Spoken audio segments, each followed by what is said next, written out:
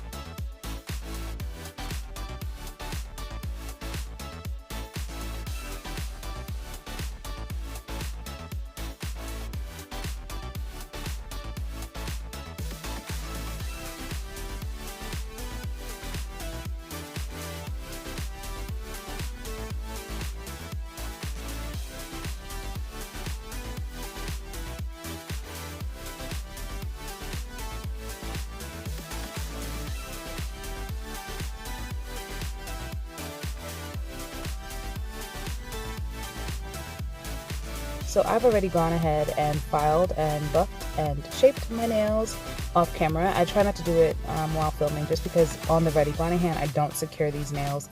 That tapered squirrel nail is so freaking pretty, y'all. Seriously, that nail is it for me. Yeah, filing on the red iguana or any practice hand, if you do not secure the nails with like glue or adhesive or anything, is very difficult. So I just usually just hand file off camera, and I don't even really use my e-file because the application is so smooth. But for these nails, I am going matte. I've been feeling the matte look for a bit. So these nails are going to be matte. This is a base gel coat. And I'm just using this to fill in any ridges or scratches, just to prep the nail so that we have an uber smooth finish with the matte top coat.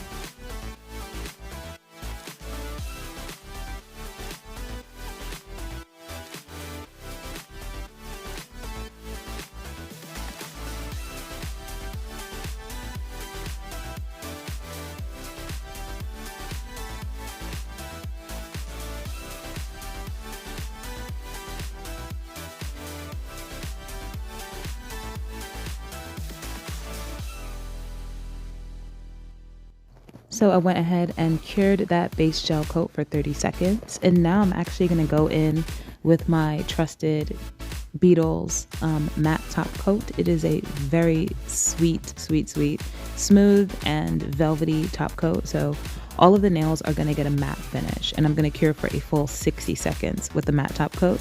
And just make sure, again, to clean your sidewalls and your free edge to maintain the shape that you've worked to create.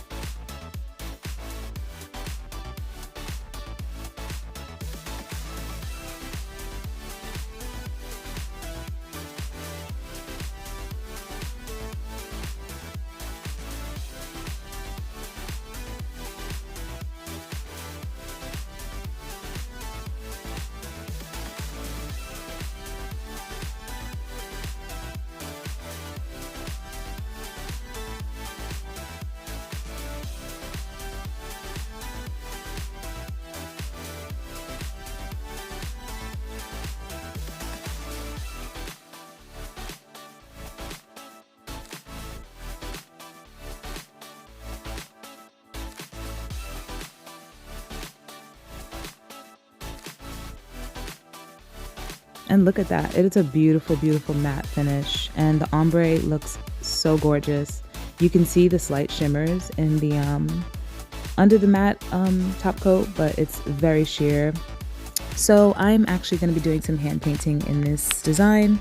On the tapered square ombre finger, I'm going to be doing a slime kind of dripping effect around the cuticle area. I was a little heavy-handed when doing this with the cuticle area. At first, I'm just going to draw like a cuff around the cuticle, and it was leaking into the cuticle area. So if you're working this like on a client, just make sure to use less polish on the brush. I'm just using like a medium length striper brush that I got from Amazon. The other end does have a dotting tool. It's really helpful if doing like, you see that bead on the brush was really large and it was like bleeding into the cuticle area. I was like, whoops. So I'm going to be making some drip designs using a ball stylus. I'm just going to place some balls and swirl it around in different areas. There you go. And yeah, just build up the drip design, I guess. So I place the balls where I want. I'm going to use the brush to draw a straight line up, and then I'm going to curve all of the edges. Tabitha Scott actually has a really good drip tutorial, I guess you can call it. You basically draw the ball, you do a straight line, and then as you can see, I'm going to curve the lines. Basically, you don't want it to look like a line with the ball on the end. You kind of want to curve or taper the drip and the lines into the cuticle area and around the ball. And I think it's cool to kind of do the drips at different heights. Let the curve at the top of the line be at different heights and thicknesses. The sides don't even need to be the same. I think that's what makes a really good drip design. So as you can see, I'm just curving the area where the line goes, and one is a little bit lower than the other one. It just makes it more natural. But make sure to use less gel polish than I did, because as you can see, I definitely flooded that cuticle area. Thank goodness this is a practice set. And then I just felt like on the left side, I wanted one more bead of a drop. So I'm just going to draw a fake one there and just kind of, make a last drop that goes down a little bit. There you go. I'm ball stylist, and I'm gonna make it look good. Cured this for 60 seconds. So I trying to clean up that cuticle area, but I'm gonna cure for 60 seconds. And I kind of wanted this to be raised off of the nail, so I'm gonna go in with some clear top coat later to kind of build up the gel drip so that it's not a flat design. So I'm using some clear gel polish right here. This is some top coat. And as you can see, I'm getting a huge bead on the tip of the brush, and I'm literally floating it over the green that I just applied. I kind of want to build it up so that it's like a raised drip effect. It's not just a flat one. So I'm putting a big bead on the ball and just dragging it upwards up into the cuticle area. I want it to be raised. I'm going to do this about 2 or 3 times, curing for 30 seconds in between each one.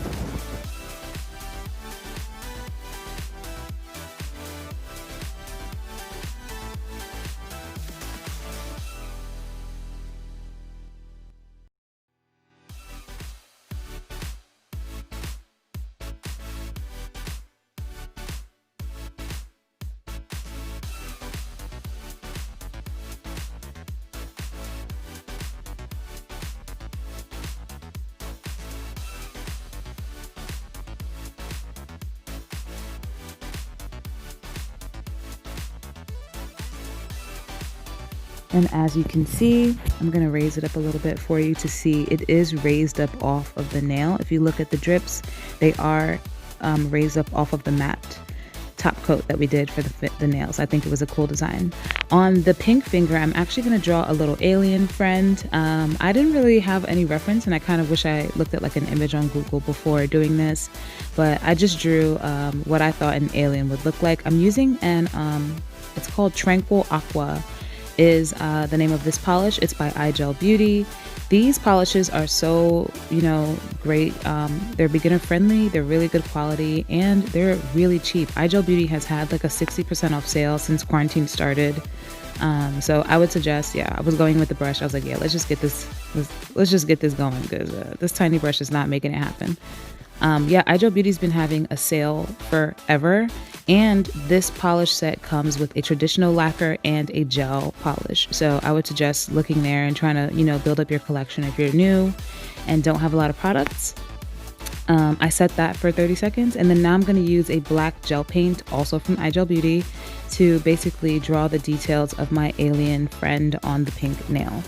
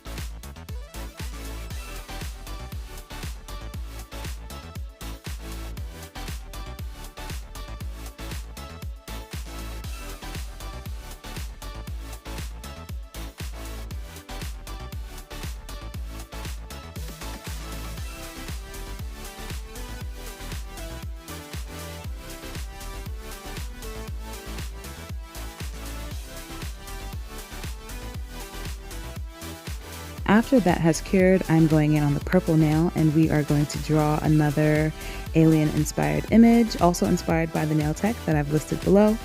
I'm gonna draw a UFO with a light beam beaming somebody up into its carriage, I guess. I don't know. So I didn't really know how to draw this light beam. I'm kind of just like flicking the color out to the side. And I'm going to use black, I'm going to use white to kind of just, make it look like a light beam. And then I'm going to use pink and white and black gel paint to kind of build my UFO.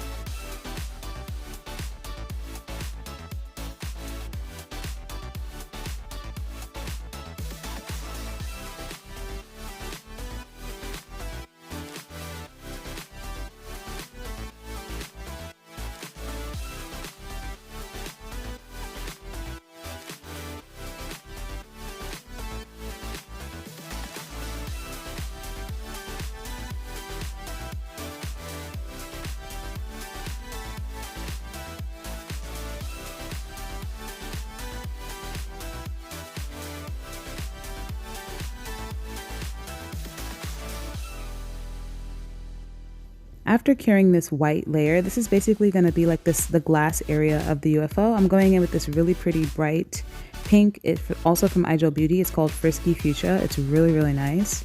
It's more of a blue toned neon pink, and I'm just going to build the actual craft part of the spaceship. It's a very, very simple design, nothing crazy, but I think the effect is there.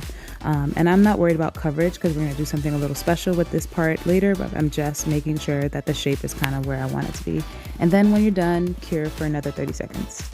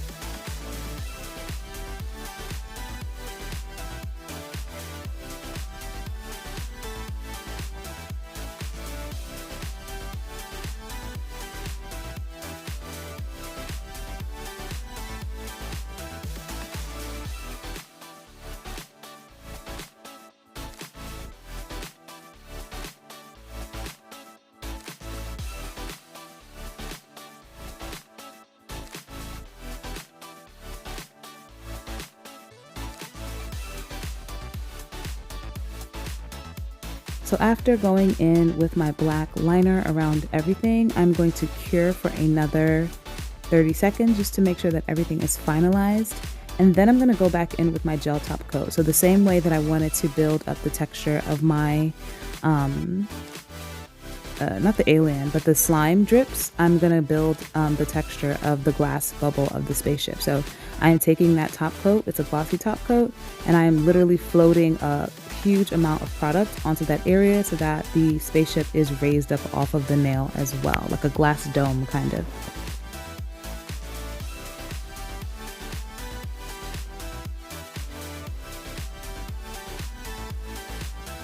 And you can see that there. You see how it's up off of the nail? That's pretty cool. I thought that that was a nice touch. So the slime is raised up off the nail and the spaceship dome is raised up off of the nail. So I'm going in with my glossy top coat and just top coating the light beam because remember I used a gel polish and it did have an inhibition layer on it. Now I wanted to add some green holographic chrome. So anywhere where there is green, so the light beam, I am adding some chrome, burnishing it in with a silicone brush applicator. I'm gonna do it on my alien friend, make them a little bit more holographic. It's just gonna make it a little bit more eerie. I thought it was a cool touch to add, and it's just gonna add a little bit of a hint of something, you know, to the green effect. So the alien's face, and at first I was trying to go around the eyes and everything, but I ended up just covering it and then redrawing it because it was too much to kind of like get in between all the nooks and crannies. So the entire alien face is gonna get the chrome as well, and the slime is gonna get the chrome.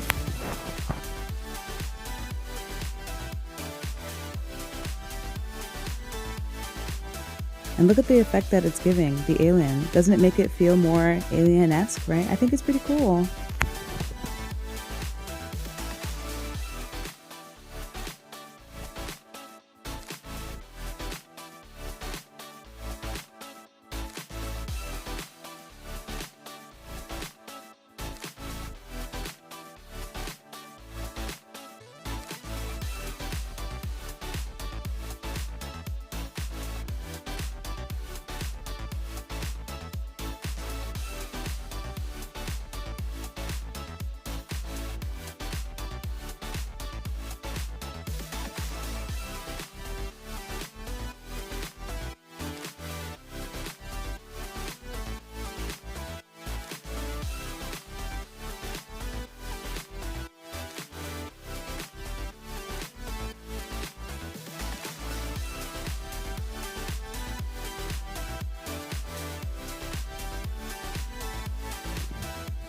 So I went in back in the alien space and just retouched the black parts because they did have chrome on them. And then I'm just using my glossy top coat again to seal in that chrome effect and then add even more texture to the slime. So the slime is really raised up off of the nail. I thought it's really cool because it is on a matte surface. So the play on textures is really cool on this set as well. So the final step that I'm going to be doing on this is back to the spaceship. The pink part of the spaceship, I'm adding a good amount of the pink polish. I'm literally just scooping up a big dollop and floating it onto that area because I'm actually going to be adding some acrylic powder. So I'm taking that pink acrylic that we used, it's called Tater Tot from Sugar and Cream, and I'm just pouring it over the wet gel powder. I wanted to play with the textures. I thought it would be cool to have more of a fluffy element on this design, and I think it came out pretty good. I'm curing it for a full 60 seconds, and then this is the final set. I hope you like this video. I have an action shot for you. These came out really nice. The ombre was just so delicious. It kind of reminds me of ice cream in a way, so maybe I'll play on this in another set. But the chrome came out so good. The alien looks really creepy. Subscribe if you want some more from me. Like this video if you like it, and I'll see you in the next one. Bye.